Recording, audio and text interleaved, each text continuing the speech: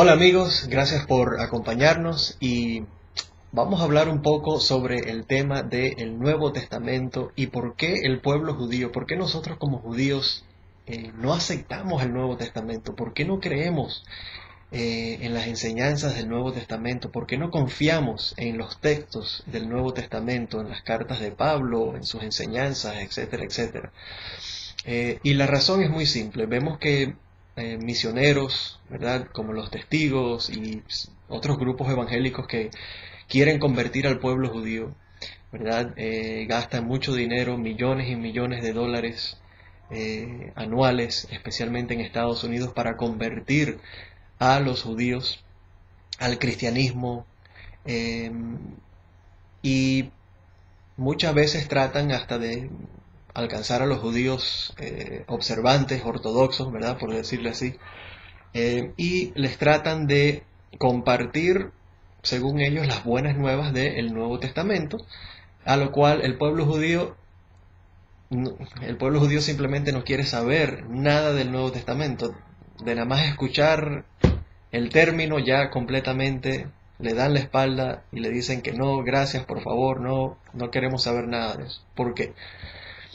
Y básicamente la razón es muy simple y no queremos ofender a nadie, simplemente nuestra intención es aclarar, ¿verdad? Para que haya una mejor comprensión, ¿verdad? Y no nos malinterprete cuando expongamos nuestras razones, ¿verdad? Porque recordemos que nosotros no somos los que estamos cayéndole atrás a los gentiles, no estamos tocándole en las puertas a sus casas o en las iglesias, ¿verdad? Para convertirlos al judaísmo, hacerlos judíos. Esa no es nuestra intención. Nosotros no hacemos eso.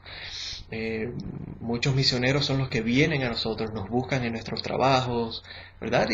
O en las casas, etcétera, etcétera, como es su deber, según la interpretación que ellos tienen de sus enseñanzas. Ellos piensan y creen que tienen que ir al mundo entero y compartir las buenas nuevas, y eso está bien. Pero entonces tienen que estar preparados para escuchar, ¿verdad? Nuestro razonamiento, nuestras explicaciones de por qué no queremos saber del Nuevo Testamento y de sus enseñanzas, ¿verdad? Y las enseñanzas, eh, especialmente de Pablo. Eh, pero vamos a ver razones por qué. El pueblo judío es muy cuidadoso, ¿verdad? Con los textos que están considerados ser permitidos para el estudio del conocimiento de Dios y sus enseñanzas. Tenemos la Torá, tenemos los 5 libros de la ley, ¿verdad? Y tenemos entonces la Biblia hebrea, ¿verdad? Y tenemos libros también de nuestros sabios, de los rabinos de Israel, los líderes de Israel, libros que están basados en las escrituras hebreas, para dar consejos con respecto a ciertos mandamientos, cómo se cumplen ciertos mandamientos, eh, sobre la fe, sobre el amor al prójimo, sobre la caridad, la bondad. Libros, como vemos que muchos pastores hoy día también escriben sus propios libros, ¿verdad? Para dar inspiración, para dar guianza, enseñanza a sus congregaciones, a sus seguidores, ¿verdad? Basados en los textos bíblicos, basados en los versículos de la Biblia. El Nuevo Testamento en sí es básicamente eso. Los evangelios y las cartas de Pablo son básicamente recompilaciones de eh, historias, cuentos, ¿verdad? Que los autores de los evangelios escucharon, que pasaron con la vida de Jesús y otros personajes, sus discípulos, etcétera, etcétera. Y las cartas de Pablo son cartas, ¿verdad? De Pablo, o las de Santiago, por ejemplo, son cartas escritas por estas personas supuestamente, ¿verdad? Como cartas de instrucciones, en muchas veces para exhortar, para corregir, o para llamar la atención, o para instruir a su congregación, sus seguidores, en ciertos temas. Ahora, estos no pueden ser considerados Torah, no pueden ser considerados como la palabra del Dios viviente, la palabra del Dios de Israel. Eso no fue así. Y si usted ve en Primera de Timoteo 3:16, vemos claramente cómo, según los apóstoles mismos, ¿verdad? Solamente la palabra de Dios. ¿Cuál es la palabra de Dios ahí?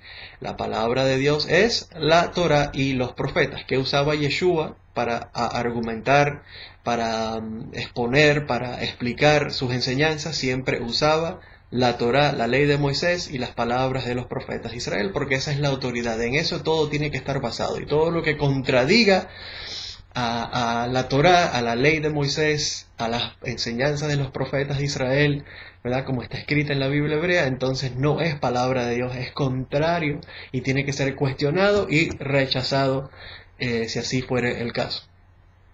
Y vamos a ver unos cuantos de estos casos para que usted entienda por qué el pueblo de Israel, el pueblo judío, simplemente rechazamos, ¿verdad?, al Nuevo Testamento. El Nuevo Testamento es un libro que tiene, número uno, textos cambiados y añadidos, tristemente. No es un libro fiel, no se ha mantenido fiel desde el original hasta lo que se ve hoy, especialmente con tantas versiones, la Reina Valera, la nueva versión internacional, etcétera, etcétera, tantas versiones, y hasta en los diferentes lenguajes cambian los textos a veces, muchas veces.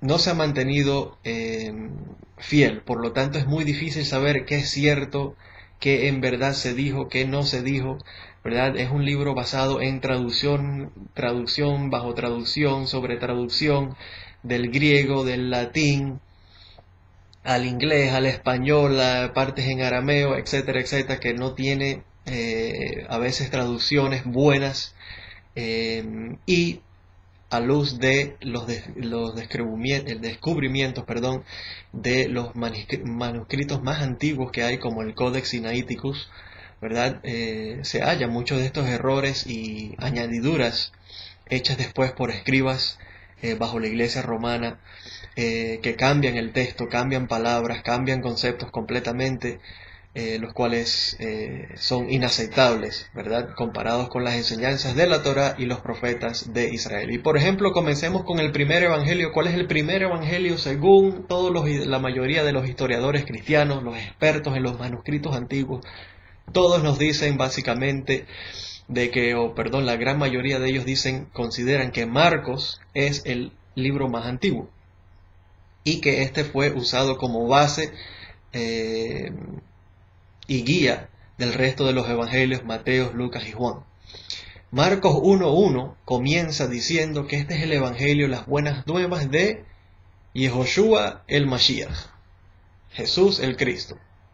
Estas son las buenas nuevas de Jesús el Cristo. Pero si usted ve en las versiones de hoy, las versiones Reina Valera, en la NBI, etcétera, etcétera, en inglés o en español o en cualquier lenguaje, todos te dicen lo mismo. ¿Qué es lo que dicen?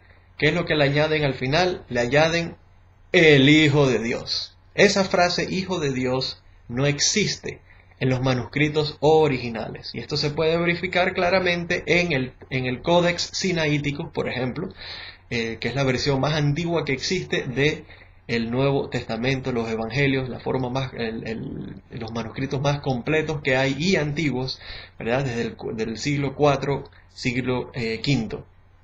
Y se ve clarito cómo esto fue una añadidura hecha después. Alguien quiso meter ahí la idea de que se piense que Yeshua ahora es el Hijo de Dios, no solamente el Mesías. El Mesías aparentemente no es suficiente, ¿verdad? No es suficiente para el autor aquí, para el escriba que añadió esto,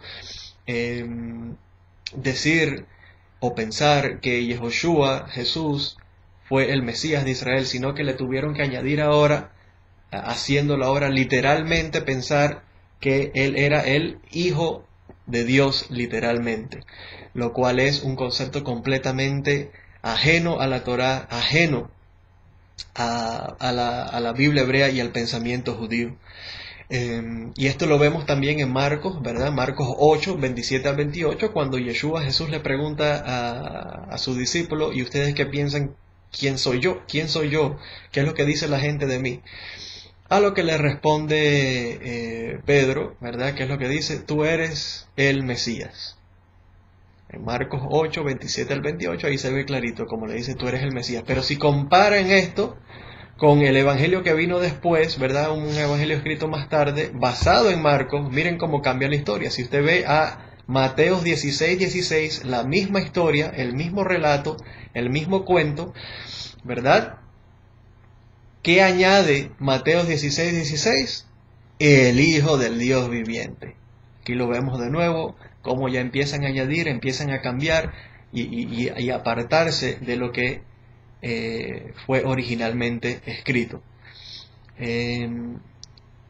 Y esto se ve a través del Nuevo Testamento en muchas partes. Por ejemplo, también se ve en el famoso encuentro de Yeshua en Marcos 12. En Marcos 12 vemos que Yeshua está hablando con los fariseos y el fariseo uno puede leerlo ahí, parece una conversación muy bonita. Y el fariseo le pregunta cuáles son los más grandes mandamientos y Yeshua le responde que los más grandes mandamientos son amar al Eterno y amar al prójimo, etcétera, etcétera. Y vemos como el fariseo, el doctor de la ley, como le dicen ahí, estaba admirado por la enseñanza de Yeshua. Le dice que muy bien ha respondido, rabino, y lo trata con mucho respeto. Parece que hay un amor y un respeto entre los dos. Y Yeshua también le dice que tú no estás lejos del reino de Dios. Y termina de una forma muy bonita. Pero si usted va a Mateos 22, ¿verdad? El mismo cuento, la misma historia, lo cambian a algo más hostil, como que se están peleando el uno con el otro, como que el fariseo le está metiendo una trampa, quiere engañar a Yeshua, y Yeshua se da cuenta que es toda una trampa, que es una manipulación, que lo que quieren es atraparlo, hacerlo lucir, no sé, como un ridículo, como un impostor o algo así, y Yeshua entonces le responde de la forma que le responde. Entonces vemos aquí claramente cómo Marcos dice una cosa, Marcos el evangelio original, y ya entonces los evangelios después empiezan a cambiar las historias, los cuentos, a transformar esas historias y a impartirles un mensaje que no estaba originalmente ahí, que no era la intención del evangelio original. Pero también vemos profecías inventadas, señoras y señores, que esto es tal vez hasta peor. Por ejemplo, si vamos a Mateos 2.23, Mateos 2.23 dice, supuestamente, que esto es para que se cumpla la profecía, lo que fue dicho por el profeta, de que será llamado Nazareno. Tristemente, señoras y señores, esta profecía no existe. No hay ninguna profecía en la Biblia hebrea, ni en la Torá, ni en los profetas de Israel que hayan dicho tal profecía. Esa profecía no se encuentra en ninguna parte. Así que el autor aquí de este evangelio, que le pusieron después Mateo, en 2.23, simplemente comete otro error, citando supuestamente un profeta, haciendo al lector creer que lo que está leyendo es cumplimiento de una profecía, algo profético, cuando en realidad no lo es. Y tristemente esto lo hacen también con el mismo Yeshua, poniéndole palabras en Yeshua, básicamente diciendo que Yeshua inventa profecías también, inventándose textos que no existen. Lo cual el pueblo judío ve esto y se horroriza. ¿Cómo es posible que me quieren convertir a un Mesías? Me están diciendo que este es el Mesías de Israel.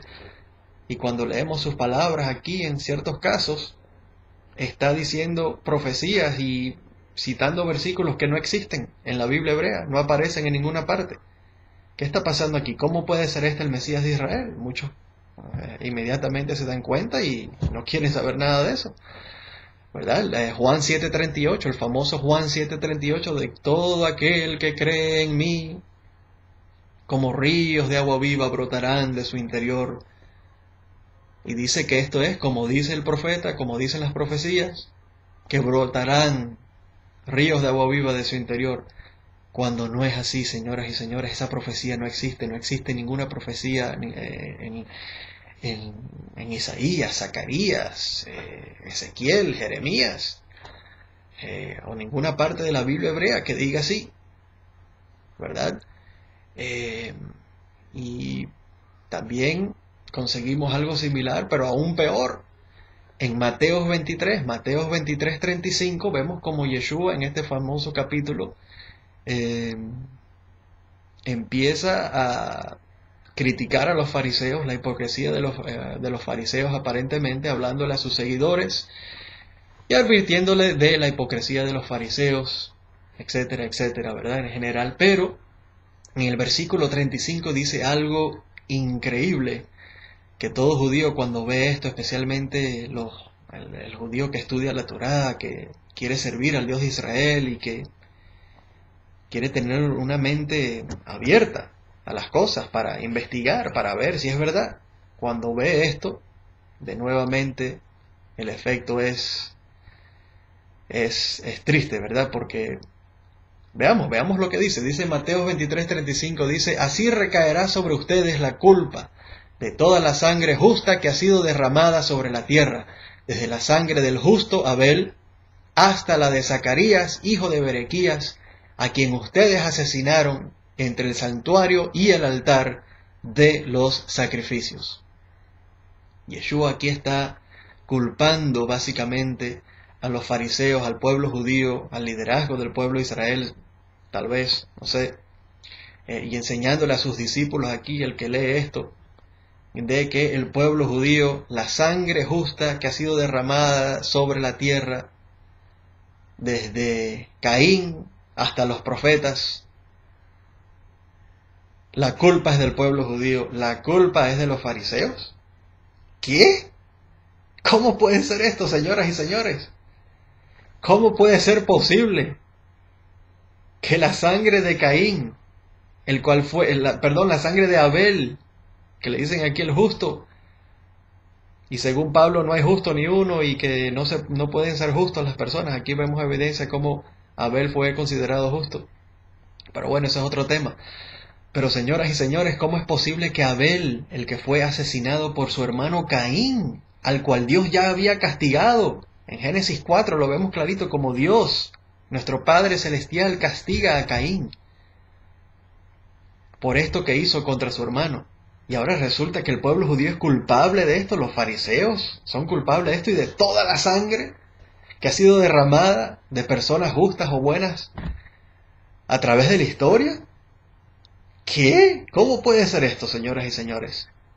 Este es un error grave. El pueblo de Israel ni siquiera estaba en existencia cuando lo de Caín y Abel. ¿Qué está pasando aquí? ¿Cómo puede ser esto? ¿Este es el Mesías de Israel? ¿Este supuestamente es el profeta de Israel? ¿Esto es lo que el Nuevo Testamento nos quiere presentar como Mesías, como un maestro en Israel? Señoras y señores, aquí hay problemas serios. Pero peor, porque dice que desde el justo Abel hasta la de Zacarías, el hijo de Berequías. Un momentico, ya va. El Zacarías, hijo de Berequías, fue el profeta conocido, el profeta Zacarías, que todos los conocemos. Hasta en la Biblia cristiana hay un libro en los profetas que se llama el libro del profeta Zacarías. Lo pueden buscar, ¿verdad? Un libro muy, muy importante en las profecías, de donde viene la famosa profecía de: he aquí que viene tu rey humilde montado en un asno, ¿verdad? Zacarías 9:9. Pero este Zacarías, señoras y señores, no fue asesinado, no murió asesinado. El pueblo judío no lo mató, nadie le echó mano para matarlo. Ni mucho menos murió entre el santuario del templo y el altar de los sacrificios. Otro error grave. ¿Cómo puede ser posible, señoras y señores? Esto es grave, esto es serio. El Zacarías aquí, de que Yeshua se refería a Jesús, o el autor aquí de Mateo se estaba refiriendo, fue el de Segunda de Crónicas 24. Se encuentra en Segunda de Crónicas 24 del 21 al 22. Y este es Zacarías, hijo de Yehodayá en hebreo. Yehoyadá en hebreo. Zacarías, ¿verdad? Ahí se ve clarito cómo fue este Zacarías, 300 años, casi 300 años antes del profeta Zacarías bíblico de la Biblia, el profeta de la Biblia, ¿verdad? Este Zacarías, hijo de Jehoiada, fue hijo de un Cohen, hijo de un sacerdote, el profeta, el sacerdote, ¿verdad? El Cohen Gadol, el sumo sacerdote en aquellos tiempos, durante el reinado del rey Joás en hebreo, en hebreo y en español. En hebreo es Joash, en español Joás, ¿verdad? Y fue el rey Joás que da la orden para matar, asesinar a este Zacarías, ¿verdad? Que vino a profetizarles, diciéndole que estaba apartado apartado de los mandamientos del Eterno, y el Eterno se apartó de ellos. Entonces a Joás no le gustó y mandó entonces a sus oficiales a que lo mataran, lo apedraran. Dice que lo apedraron en el atrio del templo, en las afueras del templo, no adentro del templo, ni al lado del altar. Así que es otro error. Señoras y señores, ¿cómo es posible que nos quieran presentar un Mesías así? ¿Cómo es posible que estos autores de estos evangelios los podamos tomar en serio cuando hacen errores de este tipo? Y basados tristemente, en este versículo, en este Mateo 23:35, ¿verdad? Se ha corrido la voz, y muchos cristianos hasta el día de hoy, tristemente hasta el día de hoy, piensan que el pueblo judío es un pueblo de asesinos, que odia a los profetas de Israel, que mata a los profetas de Israel, por los cuales se nos acusa de ser asesinos de Jesús, asesinos de los profetas, etcétera, etcétera. Cuando claramente, según Hechos, ahí vemos clarito, y los evangelios mismos, que los que mataron al propio Yeshua, a Jesús, fueron gentiles, fueron romanos, ¿verdad? Los que lo clavaron, los que lo escupían, los que le pegaban, los que se burlaban de él, los que partieron su capa y echaban suerte sobre ella, se burlaban, los que le clavaron la lanza, fueron todos gentiles, fueron todos romanos. Y nunca el pueblo judío ha dicho de que los gentiles son los que matan a los judíos, de los gentiles son, todos gentiles son asesinos, son asesinos de Jesús, ni nada de eso. Nosotros no andamos con esas cosas. Pero basados aquí en Mateo 23:35, vemos cómo se nos echa la culpa a todo el pueblo judío en general, y nos dicen estas cosas de que somos asesinos de Jesús, asesinos de los profetas, que matamos a los profetas, cuando no es cierto. Más bien, si usted ve en Primera de Reyes 18:13, ¿verdad? Vemos como Jezabel, la sidonita, la gentil sidonita, fue la que perseguía a Elías y a todos los profetas y los quería matar. Pero fue Abdías, el que los escondió y los trató de salvar, y Elías los ayudó. Así que, señoras y señores, que no quepa la menor duda de que estas son las razones por la cual el pueblo judío simplemente no quiere saber nada del Nuevo Testamento, por estos errores, por estas confusiones que muchas veces se encuentran en él.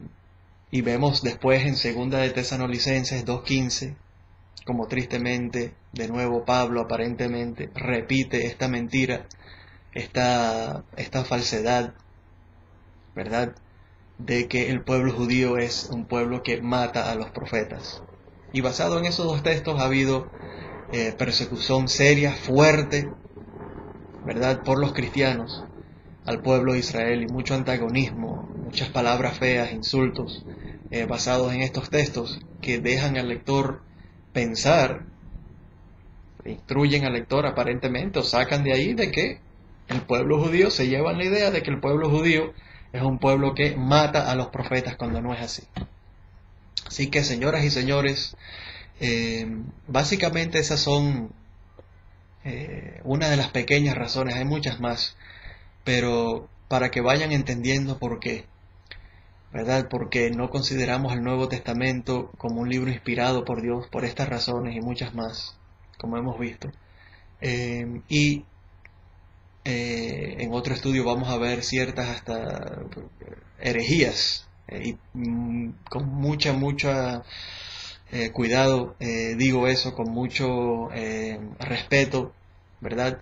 No quiero insultar a nadie, pero tristemente sí, según el judaísmo, según la Torá, según los profetas de Israel, han colado hasta herejías, ¿verdad? Cosas fuertes que van en contra totalmente a lo que dice la Torá, lo que dice la palabra de nuestro Padre Celestial completamente, ¿verdad? Y básicamente esas son las razones. Así que bueno, les dejo con eso y con la ayuda del Eterno podamos todos dedicarnos al estudio de su Torá, al estudio de la palabra del Dios de Israel, la palabra de sus profetas, ¿verdad? En su Biblia original, ¿verdad? Las escrituras hebreas, hay que buscar las Biblias hebreas, búsquese una Biblia hebrea, ¿verdad? Hay Biblias hebreas que tienen ya el hebreo original y entonces traducidas en el español en la próxima página, una con la otra, la puede ver, puede comparar, y vaya investigando, vaya buscando del Dios de Israel, ¿verdad? Porque de Sion saldrá la Torá y la palabra de Hashem de Jerusalén. Kol Tuv.